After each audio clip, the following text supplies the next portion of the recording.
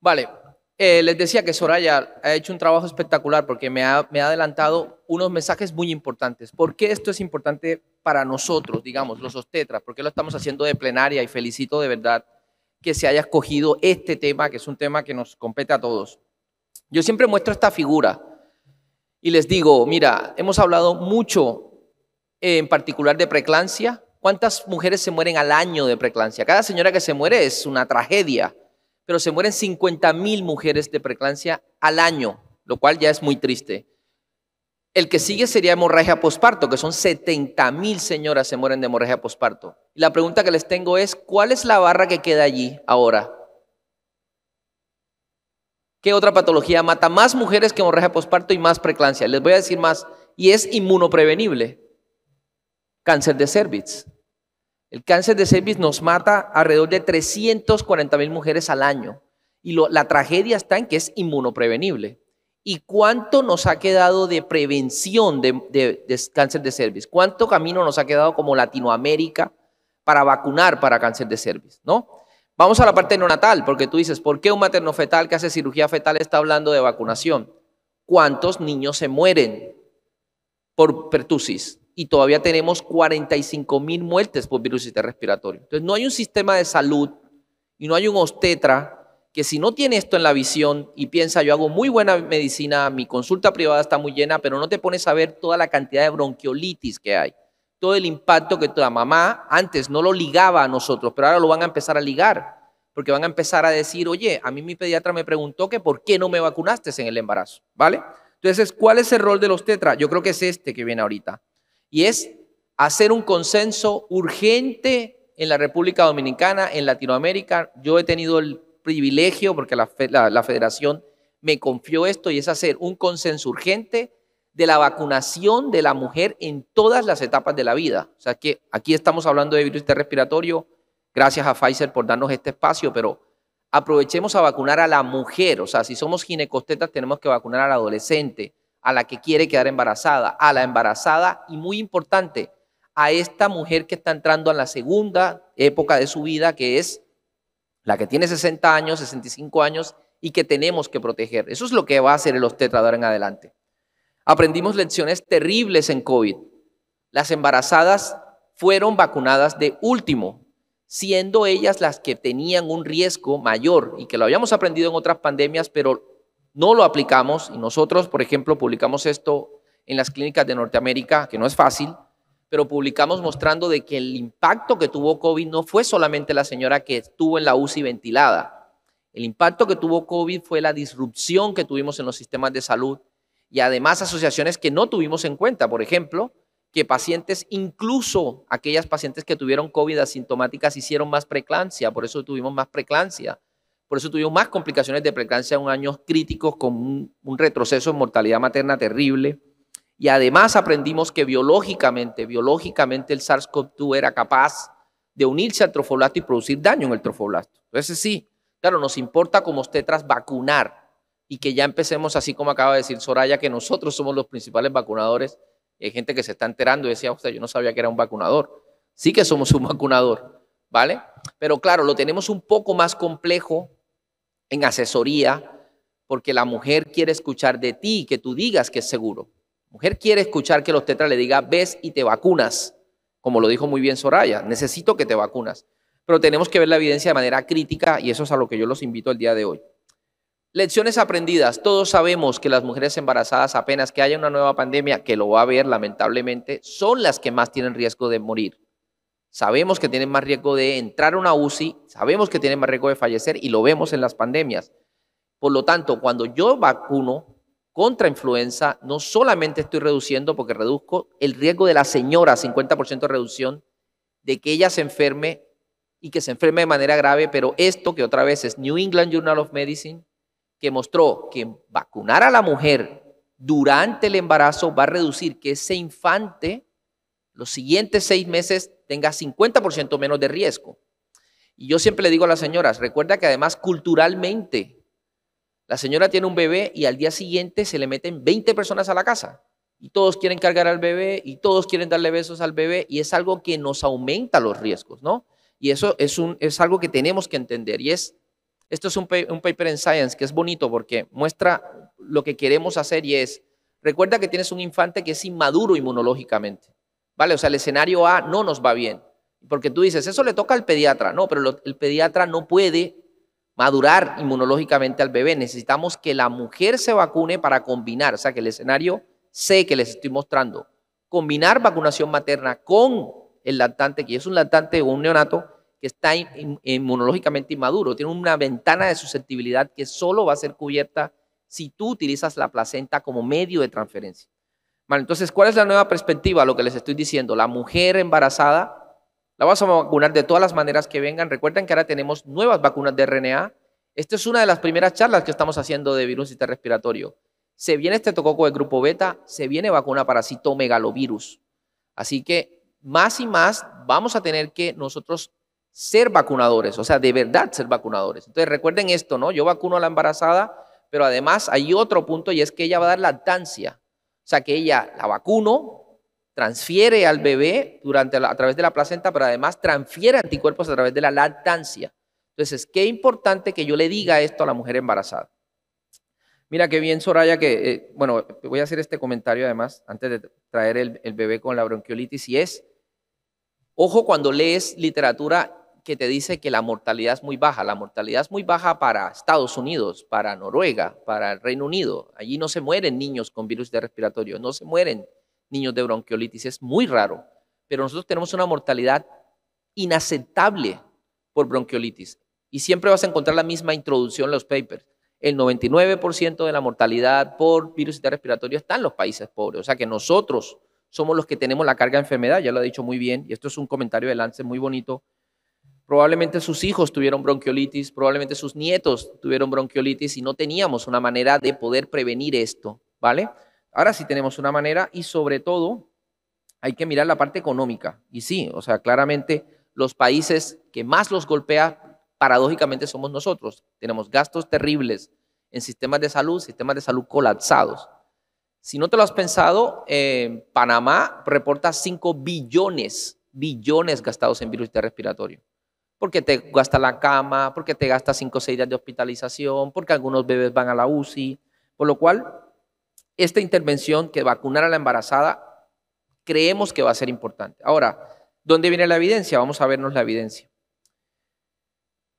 No es fácil generar evidencia en la embarazada porque por muchos años las embarazadas no fueron incluidos en los trials. Otra vez te devuelvo a COVID. Los primeros estudios que mostraron que la vacuna era efectiva no tenía evidencia de embarazadas incluidas, o sea, son las que no son incluidas en los estudios. Pues que fue el estudio Matiz, que es el que ha hecho que se apruebe esta vacuna en los Estados Unidos, es el primer estudio que incluye embarazadas, que además las randomiza de una manera ciega, controlada, para generar la mejor evidencia.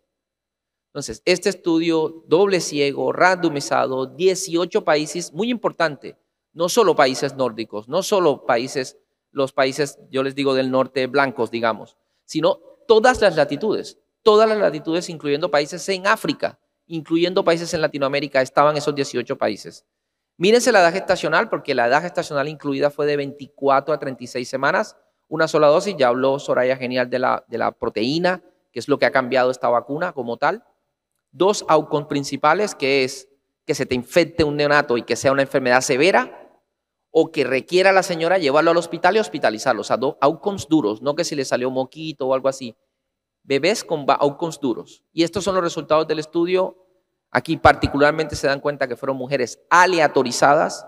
Y luego de aleatorizar, fíjate cómo hay 6 lactantes en el grupo que tuvo la vacuna versus 33, lo cual ya te dice una eficacia del 81.8%. O sea que sí que disminuyó la enfermedad. No solamente lo disminuyó, sino en todos los intervalos, siendo muy efectiva a los 90 días después del nacimiento. Eso lo puedes ver en cada uno de estos puntos. Fíjate, fue efectiva a los 90, 120, hasta los 180 días, que es cuando a mí me interesan esos primeros 6 meses. Ya lo decía Soraya, los niños más susceptibles son los primeros dos meses. Esos son los que queremos proteger, ¿no? Y si voy al segundo outcome, que es necesitar ir al hospital, también es muy diferente. Fíjate cómo se separa el placebo, la incidencia acumulativa comparado con la vacunación, ¿vale? Ahora, a los tetras les interesa que si yo le voy a decir a la señora que esto es seguro, muéstrame los datos de seguridad. Y aquí están entonces los datos de seguridad, ¿no? Entonces, ¿qué mostró? Y esto lo voy a decir lento porque esto es importante que lo discutamos de manera abierta. Aunque no fue significativo diferente, sí que hubo una alarma de más parto prematuro en las pacientes que recibieron la vacuna.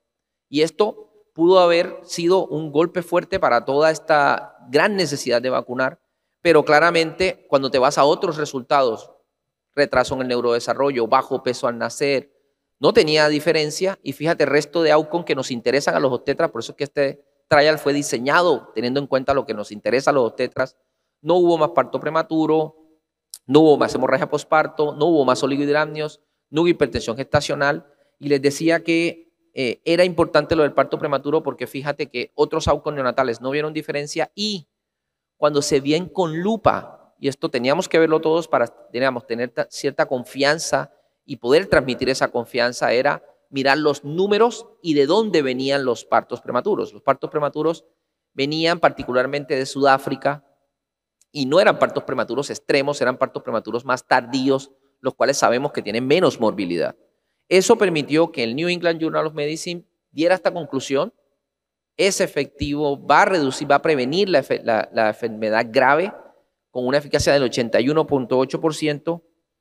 Y ahora lo que nos interesaba entonces, que ya he ido avanzando un poquito porque Soraya lo abarcó todo completamente y que está muy bien, es que ahora lo que nos interesaba era, en estos últimos 2 años, son los datos de vida real, ¿no? Porque claro, una cosa es un estudio muy bien diseñado como el MATIS, sino qué ha pasado en vida real. Los Estados Unidos no tiene esa cobertura, estos son los datos de los americanos, 34% en Nueva York, pero fíjate lo que quiero mostrarles y es que no hubieron diferencias en parto prematuro. Ya cuando vengo a la parte post-market, que es la que nos interesa, o sea, después que ya yo empiezo a darlo en vida real, ¿aumentó o no la tasa de parto prematuro? No lo hizo. Eso fue importante y eso fue lo que permitió que la OMS, que sí que entiende la carga de enfermedad, dijera, es importante hacer prevención de virus sistémico respiratorio, y los países que decidan hacer vacunación materna para prevenirlo deben entonces definir si empiezan a las 28 semanas. Fíjate que ya lo colocan que en tercer trimestre, contrario a lo que hizo. Aquí hay que resaltar también lo que ha hecho Argentina. Argentina, además de tener muy buen fútbol, pues además fueron el primer país que introdujo virus respiratorio, ¿no? Y eso hay que aplaudírselo. Fíjate que empezaron muy temprano. Marzo de 2024 dijeron, vamos a usarlo. En ese sentido, pues han tenido el estudio Matisse, es de un pintor, ¿no? Y también el estudio Berni, que es el que le voy a mostrar ahorita, también así tiene apellido de pintores, pues muestra ahora la experiencia en vida real. O sea, ¿qué pasó en Argentina cuando se introdujo esto en vida real? Y este es el estudio que acaba de salir publicado este año también en Lancet, mostrando cómo tomando las pacientes que se vacunaron comparado con una cohorte de pacientes que nunca recibieron la vacunación, y se comparó a ver si allí era o no tenía esa misma efectividad que se había descrito. Y fíjate que sí, es muy similar a lo que se describió. Disminuye en el estudio Berni la infección, es efectiva al 72.7% y a los 68% a los 6 meses. O sea que sí que es muy importante. Fíjate que si vas a mirar la otra estrategia, que sería hacer anticuerpos monoclonales en el neonato, el problema es que es mucho más costosa. Ya lo empezaron a hacer, por ejemplo, en Galicia se hizo mostrando una muy buena efectividad. También lo hizo Chile, por ejemplo. Pero fíjate que la efectividad de la vacunación y de lo que mostró en Buenos Aires es muy similar a lo que muestran. O sea que las dos estrategias son efectivas, pero la diferencia viene siendo entonces el precio, ¿no? ¿Qué nos interesa entender? Las preferencias de la mujer. Y estos son datos de los americanos también, mostrando cómo cuando hablas con la mujer y le preguntas, ¿qué prefieres? ¿Que te vacune a ti o que le pongamos un anticuerpo a tu bebé? La mujer prefiere o percibe que es más seguro que la vacunen a ella y que ella le pase los anticuerpos al bebé, y eso es importante. Ya se ha explicado lo de costo-efectividad. Nosotros, digamos, en un rol muy importante en ese sentido en Latinoamérica, no solamente es resaltar lo que ha hecho Reino Unido, Canadá y muy importante Argentina, sino que es un artículo también que publicamos este año, y es mostrar las barreras que tiene Latinoamérica, que no lo tiene el resto de países. Latinoamérica tiene pobreza, Latinoamérica tiene desigualdad, Latinoamérica tiene migración. Entonces, en este paper mostramos eso y mostramos la importancia de tener en cuenta y cómo el fondo rotatorio iba a ser clave para que eso que dijo la OMS fuera una realidad. Yo siempre pongo el ejemplo de Cartagena. Los que han venido a Cartagena ven que Cartagena es preciosa, muy bonita, muy bonitos restaurantes. Miren esa cúpula de esa iglesia que se ve así a 2 kilómetros.